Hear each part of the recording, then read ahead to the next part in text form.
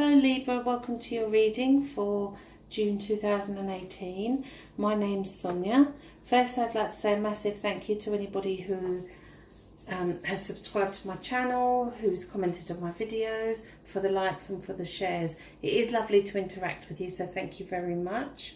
If you're joining my channel for the first time, then I do a general reading. I have a card from an oracle deck that I use for the general energy, and then I do a Celtic cross tarot reading for the month ahead. Okay, I'm using two decks this month. The deck that I'm using for the overall energy is Philip and Stephanie Cargum, the Druid Animal deck, which are beautiful cards. And the tarot deck that I'm using are the Shaman Caselli. Okay, I've pulled a card for the overall energy. Such a beautiful card, such a beautiful bird. It is the wren. Very spiritual bird. So what's the key words with the wren? Humility, cunning, and God. So this is about glimpsing the beauty in all things. Small is beautiful. Self-realization lies not in grandiosity and power, but in humility, gentleness, and subtlety.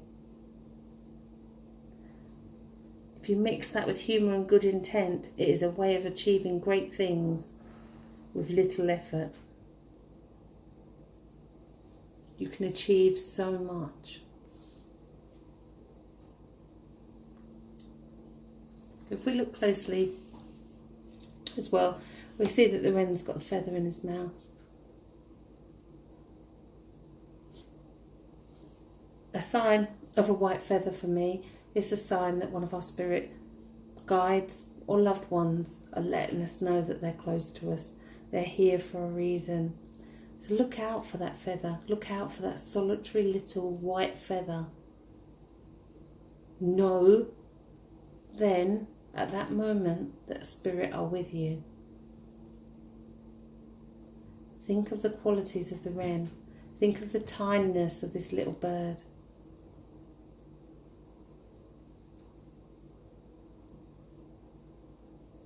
Know that you can achieve great things. Such a beautiful card. Okay, I will leave that on the table while we shuffle.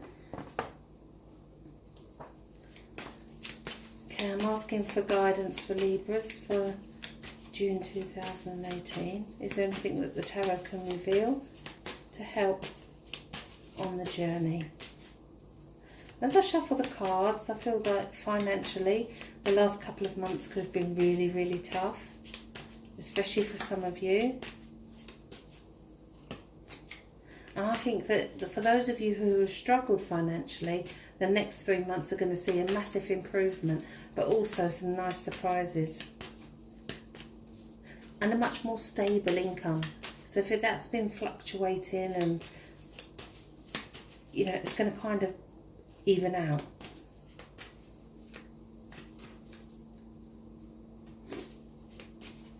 And once the finances settle and you become more at ease with everything around you, then so love will flow in as well.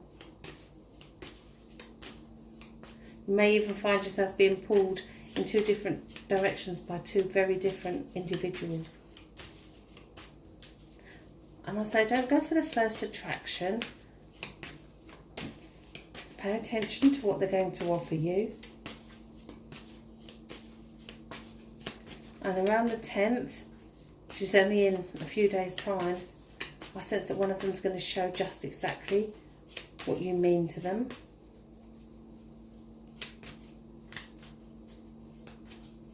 And around work, change is good for you.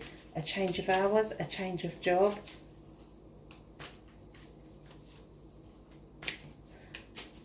But again, make sure those moves, make sure those changes are for you, for your sake. And only think about yourself with those changes. Okay, so let's see what we can guide you with for June.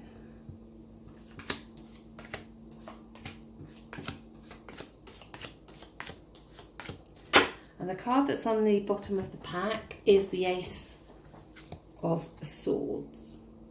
Now, all the swords in the tarot for me are gifts from the spirit world. They come through a cloud, a hand through a cloud. This is triumph, and this is triumph in a new belief system. This is a triumph in the way that you think about something. This is mind over matter. This is you becoming totally aware of a situation and dealing with that situation. Quite a powerful card. Okay, your significator in the here and now, excuse me, get comfortable, is the Seven of Pentacles. Now if we look at the picture, there's 6 pentacles this side and the wheat has grown huge. There's one this side and there's nothing there. He's looking from one to the other. It's almost a sign of contemplating what he needs to do. It's almost as though there's a challenge right now about your move forward. Don't forget what I said when I was shuffling the cards about change. Change would be good for you right now. So whether that's a change in hours, because you're going to reap so much more from that. So let's see what's stopping you moving forward. And we have the 6. Okay, well the 6 again speaks for itself. We have the pentacles up here. And we have this gentleman giving out money to this well-dressed, well-groomed monk. And this poor, frail old monk is not getting anything. So this suggests to me, in this particular reading, right here and now, that there are issues around finances.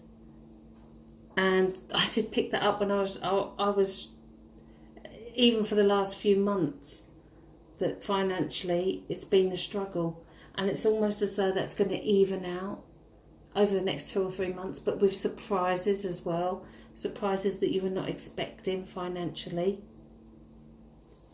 Okay, so what's led up to this? And we have the Knight of Cups reversed. Now, if you've listened to my readings before, you will know I do not do reverse meanings in the tarot, only that there is a blockage in that energy or something that you're not seeing. The Knight of Cups for me is Prince Charming himself. So if you're male, this is either you, or if you're female, this is someone around you. Always bear in mind that it could be somebody in the spirit world that's guiding you. In your subconscious, we have the Queen of Swords. So here comes that power. If we look at her face and how determined she is, her eyes are closed, but she's very secure and happy with who she is and where she's sitting. There are clouds in the background, but she can cut away those. She's free to fly. This is a really important message for you right now with the Ace as well, is to know that you can do anything you want to do. It's about changing how you think about certain things as well. And remember the tiny little wren and the power that that tiny little wren has. Okay, in your higher conscious, we have the Seven of Cups. So we've got 2 sevens here as well. The sevens are always challenges. They're things that we face after when we think we've just got it right, when we're just on the brink of having it all. Boof, we get another blow and something else to deal with. The Seven of Cups for me, he's sitting on the stool, on the bench, and he's daydreaming. He's fantasizing. Is he delusioned? Are these things a reality for him? Can he make them a reality? Can he visualize his dreams? Well, very obviously he can, because he's got the Ace of Swords and the Queen of Swords. Okay, in the here and now we have the Three of Wands. I love this card because it's almost as though he's set his ships out to sail and he's going to wait to see what they come back with. It's a card of reaping what we sow. He's put those wands behind him But he's put in the hard work. He's actioned his dreams. He's made them happen. So now he's going to sit back and wait to see what happens next.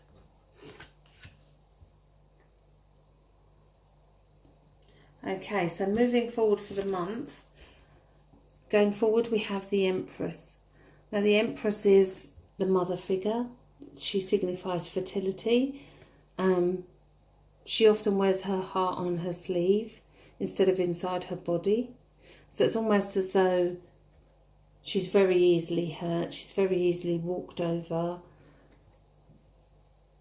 There's a fantastic harvest to be had. But it's almost as though it's drained her. And again, this kind of fits in with a work scenario here. Okay, how do others see you? And we have another major arcana.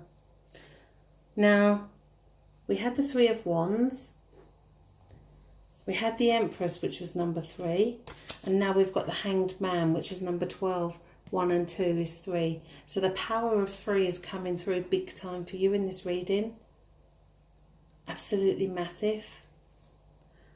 This is about sacrificing who you are for the sake of whatever.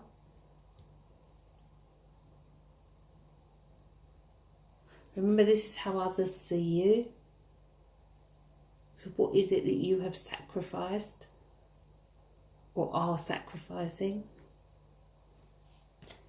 Okay, the next card for me is really important, the Hopes and Fears card, because it lets us look at our shadow self.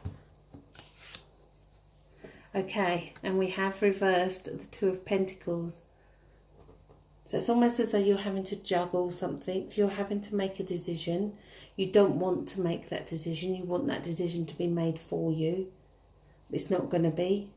If you don't make this decision, there will be no decision made. It's almost as though you are at the heart of where your life goes from here. Remember the key words of the Wren: humility, God, and gentleness. Okay, before I turn the final outcome, I always like to say that we have free will. You can change the outcome depending on the choices that you make. Your final outcome is, how beautiful, the Two of Cups. The perfect union of two souls to make the whole. How lovely. And I did sense that when I was dealing the cards. I sensed that at the beginning of the month, it's not going to be a focus on love. It's going to be a focus on finances improving. And once your finances and everything else improves, then the relationship's going to kick in as well. It's a beautiful card to end your reading with. Okay, well, I hope you enjoyed your reading. I hope that you do get some nice surprises financially. I do hope that for some of you, where your finances has been difficult the last few months, then it does seem to settle and you find yourself back on your feet. Love-wise, if you're not in a relationship already, then be prepared, because it's going to happen. And I do sense there's going to be a choice as well. We have 2 twos together. 2 twos make 4. 4 is stability, so whichever choice you go with is a good, stable choice to make. Okay, well, I hope you enjoy your month. Thanks again to everybody who has subscribed to my channel, for the likes, the comments and the shares. If you haven't done so already, please can I ask that you subscribe to my channel. There are links in the description for all the cards that I use in my readings, and also for a free psychic reading. If you'd like a private reading with me, then you can contact me, sonia@thetarotcentre.com, or via either of my websites, spiritualcentre.net and thetarotcentre.com. Okay, I hope you all have a fantastic month. Thank you for listening.